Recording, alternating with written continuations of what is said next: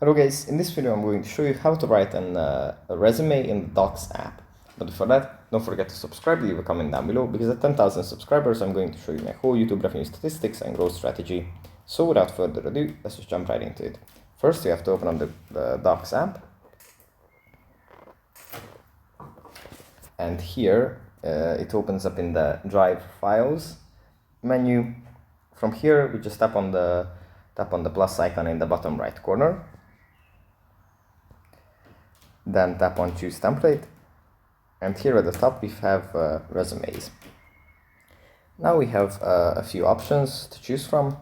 We have different kinds of formats and different fonts. Let's just see this one, the spearmint. Is going to load the template, and here we can just complete with the resume with our data. And yeah, afterwards we can just change whatever we like. So yeah, thanks for watching, and I'll see you in the next one. Bye.